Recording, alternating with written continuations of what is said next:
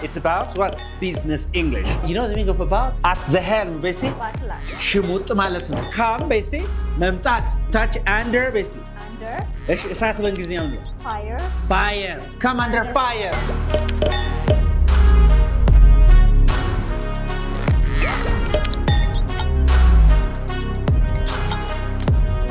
What's up? How are you doing, guys? Today's lesson is special because it's about what? Business English. ዛሬ ምን ማለት ነው? Business English. In the business world, we do have a lot of conversations daily. So that like to be successful there, we need to study some of the business vocabulary words and phrases. All right? Is that okay? Yeah. Okay, interesting. The first one is, okay, here is, about. See, About. About, you know the meaning of about? Huh? Yeah. Huh? Yeah. About time. About. Yeah. About? Time. Time. Yeah. About time is the first one. Okay. So when we say about time, which means finally do something. To finally, Do something. do something. Something. To do something finally or finally do something. All right? So that's about time. Okay. ለምሳሌ ካለፈ ድርጊቱ overdue ከሆነ ምን ከሆነ overdue ከሆነ የሆነ ነገር ካለፈ እንደዚህ ማድረግ ነበረብን ጊዜው አልፏል በጣም አሁን necessary urgent ከሆነ ማንጠቀም ያለፈ ነው about time ምትል or high time or what high time እነዚህ በጣም ወሳኝ ናቸው በጣም ማለት ነው ቢዝነስ እንግሊሽ ላይ ማለት ነው በጣም ወሳኞች ናቸው for example እንደዚህ ብለሽ ብትይ ማለት ነው it's high time. It's high time or it's about time. It's about time. It's about time. It's about time. It's about time ብለሽ ቀጥታ እዚህ ጋር የምትጠቀሚው subject ነው ምንድነው subject ትጠቀሚያለሽ ከዛ ጋር ግን verb ቱ ነው የምትጠቀሚው ማለት ነው Do you understand me? Yeah. ለምሳሌ አሁን ማለት ነው It's high time we hired more staff. Okay? Let's see, basically. High time. It's high time. We hired more staff. We hired more staff. More staff. ምን ማለት ነው ይሄ? ብዙ ሰራተኞችን ወይም ስታፍ ሰራተኞችን ቀጥረናል አይደለም? መቅጠር ነበረብን እዚህ በፊት ነገር ግን እስካሁን አልቀጠርን መፍጠን አለብን ነው በሌላ አባባል Do you understand me? Yeah. All right. It's high time we hired more staff. Say? It's high time we hired more staff. Even though we use simple past tense here, after it's high time or it's about time, simple past tense እንኳን ብንጠቀም the meaning is, present. Meaning ምንድን ነው? It's what? Present and future. It's present or what? Future no ምንለው ማለት እንጂ we are not talking about past tense here. Yeah. Structurally, the past tense of hire is hired. አይደለም? Yeah. ስለዚህ it's high time we hired more staff means we should have hired more staff before this time. Yeah. But not yet. Understand? እስካሁን ግን አልቀጠርንም. መቅጠር አለብን. ጊዜው አልፏል እያልሽ ነው ማለት ነው የታ overdue ሆኗል እያልሽ ነው Is that okay? በጣም ጥሩ Okay. All right. በዚህ ፋንታ ማን መጠቀም ትችላለሽ It's about time. It's about time. About time. We hired more staff. We hired more staff. More staff. I mean, they're the same, but the tone is different here. Okay. It's about time and it's high time are the same. They do mean we should have done something before this time ማለት ነው. Yeah. ነገር ግን ልዩነታቸው it's about time is more conversational and formal academic ደግሞ It's high time. It's high time. But the meaning is the same. ግልጽ ነው አይደል? Yeah. So ስናወራ በጣም natural የሆነ conversation ሲኖረን it's about time it's about time you እነዚህ ነገሮች በነገራችን ላይ እጹ እንደዚህ ብለሽ it's about time you ብለሽ እዚህ ጋር ምንድን verb to subject to መቀየር ትችያለሽ ማለት ነው it's about time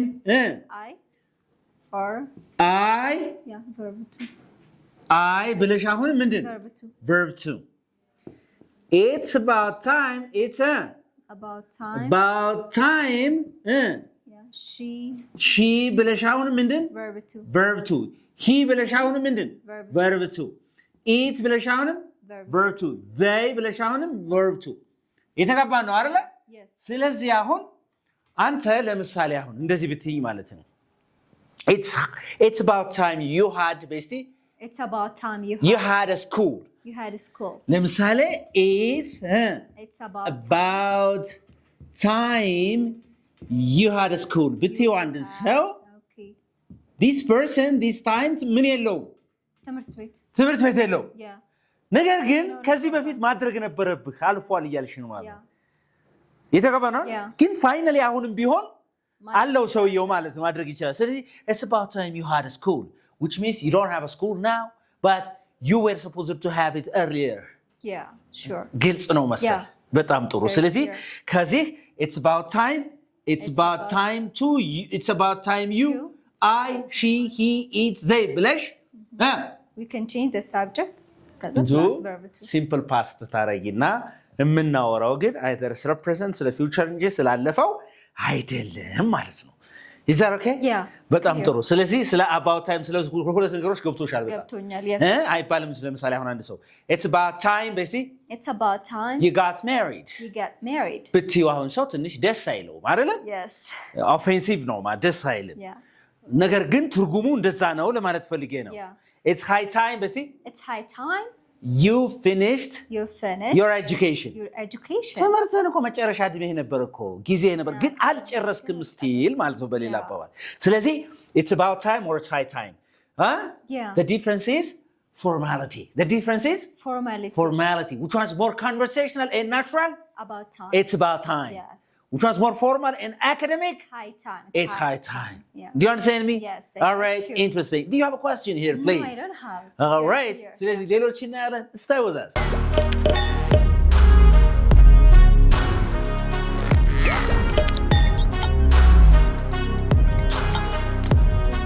ሲናም ቢቪስቲ ምን ይላል above board the second business vocabulary is above board okay when something is legal when something is what legal የሆነ ህጋዊ ሲሆን and honest ግልጽ የሆነና legal and what honest ህጋዊና ግልጽ ያልተሸፋፈነ ነገር ከሆነ ለብዙ ሰዎች ግልጽ ከሆነ ለምሳሌ አንድ ካምፓኒ አሰራር አንድ ትምህርት ቤት አሰራር አንድ ድርጅት አሰራር if it is legal and honest we call it above board እንለዋለን ያ ነገር ማለት ነው እየተገባን ነው አይደል ለምሳሌ the schools አልሽ አይደል the schools የትምህርት ቤቱ ማታቻ አፖስትሮፍ አይደል financial አይደል activity is completely above board ቦርድ ከሚባለው በላይ ወይ ሙሉ ለሙሉ ምንድነው ግልጽና ህጋዊ ነው የትምህርት ቤቱ የሂሳብ እንቅስቃሴ የገንዘብ እንቅስቃሴ የተገባ ነው አይደል ምንድነው ያለው ሙሉ ለሙሉ ግልጽና ህጋዊ ነው ወይ ህጋዊና ግልጽ ነው ማለት ነው it's legal and honest it's above board so if I say that everything is above board in our company በካምፓኒያችን ውስጥ በድርጅታችን ሁሉም ነገር ህጋዊና ግልጽ ነው ማለት ነው የተሸፋፈነ ነገር እንዳልሆነ ስትናገሩ we use this expression above board you understand me so ለምሳሌ አሁን ምናምን no everything is above board here ካልኩሽ እዚህ ጋር ምንም የሚሸፋፈን ነገር ሁሉም ግልጽና ህጋዊ ነው ያልኩሽ ነው ማለት ነው የተገባ ነው all right okay the third business vocabulary is across basically across ማለት በአማርኛ ነው ማቋረጥ እሺ ባቋራጭ ማዶ የተለያየ ትርጉም አለ አይደል ማቋረጥ እሺ across the board basically across the board you know the meaning of board you know the meaning of across and then the meaning is 100% different from the meaning of each individual words right do you understand me sure so across the board say across the board if it affects everyone and everything ሁሉንም ሰው ወይ ሁሉንም ነገር የሚያዳርስ ከሆነ ምን እንለዋለን across the board ማለት ነው which means affecting which means what affecting everyone or everything everyone or everything ሁሉንም የሚያዳርስ ሁሉንም የሚነካ ማለት ነው is that okay yes ለምሳሌ ደሞዝ ጭማሪ አለ ለምሳሌ ልበልሽ የደሞዝ ጭማሪ አለ ይሄ ደሞዝ ጭማሪ ለሁሉም የሚሆን ነው ሁሉንም የሚነካ ነው ምናምን ስልሽ ምን ልልሽ ይችላልው ማለት ነው the salary the increment of the salary increment the salary increment or increase ማለት ትችላለሽ እንደናው አይደል okay the salary increase is across the board the board የደሞዝ ጭማሪው ለሁሉም ነው ለሁሉም ሰው ነው ይያልኩ ነው አለ ሁሉንም የሚመለከት ነው ወይም ሁሉንም የሚነካ ነው ይያልኩ ነው ማለት ነው is that okay for example the inflation in the country is across the board which means it affects everyone in the country yes sure do you understand yes the high cost of living is above what above or I mean across the board in every country these days do you understand me that's it so that like across the board ማለት ቦርዱን አሻግሮ ማለት ሳይሆን ሁሉንም የሚነካ ማለት ሁሉንም የሚያዳርስ ማለት በአማርኛው is that okay yes ግልጽ ነው ወይ ግን ያልገባሽ ነገር ካለ ጠይቂኝ እስቲ all right say is it clear is it clear do you have questions here right all right interesting አንድ ነገር እሺ እቺን አብያት እስቲ all እሺ ኦፕሽናል ላርጋትና par you know the meaning of par all par for the course ምንድነው course ስልጠና ወይም ትምህርት ነገር course ማለት ስልጠና ወይም ትምህርት ማለት ነው ስለዚህ par for the course ማለት ምን ማለት መሰለሽ something which is normal and expected ማለት ነው ኖርማል የሆነና የሚጠበቅ ነገር የተባባነው የሚጠበቅ ነገር ነው ለምሳሌ እዚህ ምንድነው አልኩሽ ኖርማል and what normal and expected ለምሳሌ የሆነ ሰው ገንዘብ ከሰርኩ አለሽ አይደል ቢዝነስ so ምን ትይዋለሽ ማለት ነው it's what par for the course especially for a large business አይደል ለትልቅ ቢዝነስ የሚጠበቅ ነገር ነው or exactly delays during a large project is par for the course ካልኩኝ ምንድነው ለትልልቅ ፕሮጀክቶች መዘግየት የሚጠበቅ ነገር ነው የተለመደ ነገር ነው ያልኩ ማለት or if I say that working hard at early age at early employment okay employment is par for the course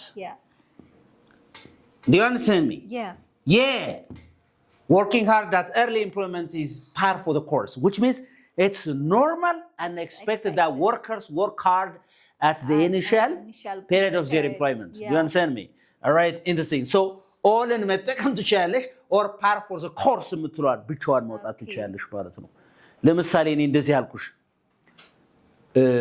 እንትን አለብኝ በቃ ዘገየው 20 ደቂቃ ቆየው እኮ ምናምን አልኩሽ አይደል it's par for the course for workers to be late for some minutes due to the traffic jam do you understand me የተለመደና ኖርማል ነው የተለመደ ነገር ነው ያልሽ ነው ማለት ነው the boss yeah if you're not a boss of course yes እንደዛ እኮ ነው right okay interesting that's very good እስቲ ቺና ብያት second one is at logger በሲ loggerheads loggerhead ገብቶሻል at loggerheads በሲ at loggerhead no heads አጣፍኩበትም ነው at loggerheads በሲ at loggerheads ይሄ ደግሞ በኃይለኛው አለመስማማት ማለት ነው መጣላት ማለት ነው okay አለመስማማት ባንድ ነገር ላይ መጨቃጨቅ ማለት ነው እየተጓባን ነው አይደል for example the managers are at loggerheads over the budget ካልኩኝ በባጀቱ ጉዳይ ምንድነው አልተስማሙም እየተጨቃጨቁ ነው ያልኩ ነው ማለት ነው alright so which means in strong disagreement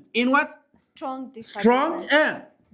disagreement pay attention for the word strong right in a strong disagreement በኃይለኛው አለመስማማት መጨቃጨቅ ማለት ነው ባንድ ነገር ላይ ለምሳሌ the managers are at loggerheads over the budget ካልኩ በባጀቱ ጉዳይ ላይ ማኔጀሮቹ የተጨቃጨቁ ነው አልተስማሙም ይያልኩ ነው ማለት ነው is that okay yes for example you can say that the managers The managers are at loggerheads. Loggerheads.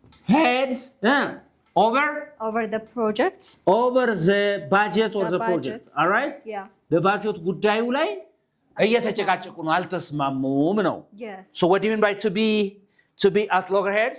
To be in strong disagreement. Yes.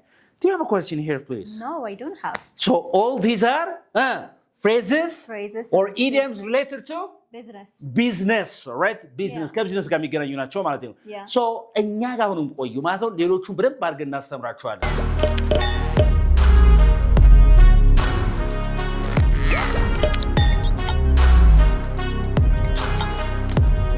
And the next business vocabulary is, like, do you know the meaning of helm? At the helm, basically. At the helm. Helm, basically. Helm. When you say, like, she's at the helm, for the company now, what do I mean? She's in charge. She's what? In charge. ኃላፊነት ቦታ ላይ ያለው ማን ነው ስትይ ለምሳሌ አሁን የትምህርት ቤቱ who is at the helm of the school ስትይ የትምህርት ቤቱ ተጠሪ ማን ነው in charge of the school ማለት ነው right የተገባን ነው አይደል ስለዚህ እዚህ ጋር in charge of or at the helm yes so who is አልሽኝ አይደል who is at the helm of the school ምን ማለት ነው የትምህርት ቤቱ ተጠሪ ማን ነው which means who is in charge who is in charge of the school ማለት ይችላልችሁ በቀላሉ who is in charge of the school who is in charge of the company yes የተገባ ነው who is in charge of this project yes who is at the helm of this project which means is it clear yeah okay ሽሙጥ በእንግሊዝኛም ነው የሚባለው ሽሙጥ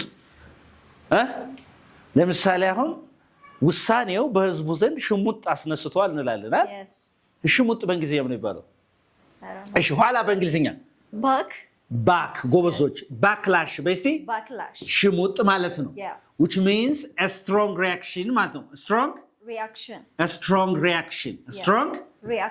reaction for example the new policy አዲሱ policy okay አይደለም or you can say that the new business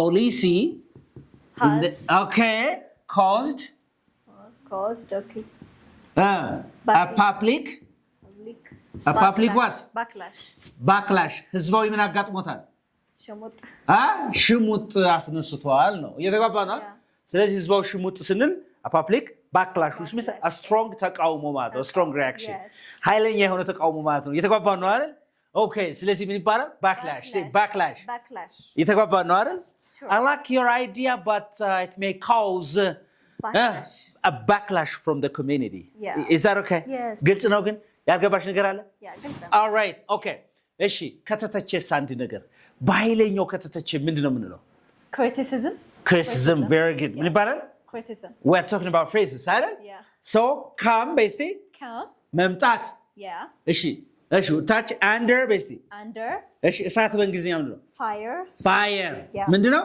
come under fire basically come under fire which means criticized ማለት ነው criticized ማለት ነው ምን ማለት ነው criticized መተቸት የተተቸ ማለት ነው አይደለም እንዴ እሳት ገብቶሻል come under fire for example military ለምሳሌ ንገሪኝ እስቲ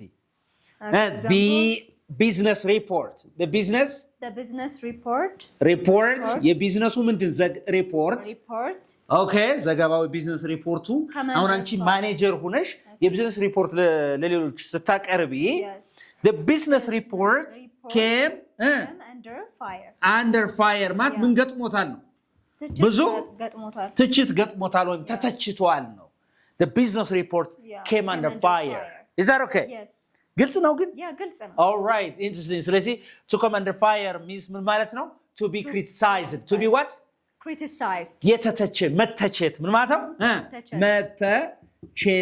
መተቸት ማለት ነው is that okay ሽሙጥ በእንግሊዝኛ ምን ይባላል አልኩኝ backlash ሽሙጥ backlash at the helm ማለት ነው ተጠሪ ማለት ተጠሪ ጎበዝ ተጠሪ ማለት ነው ስለዚህ የትምህርት ቤቱ ተጠሪ የካምፓኒው ተጠሪ የምናምን ተጠሪ ስትይ እቺን ትጠቀሚያለሽ ማለት ነው ይዛር ኦኬ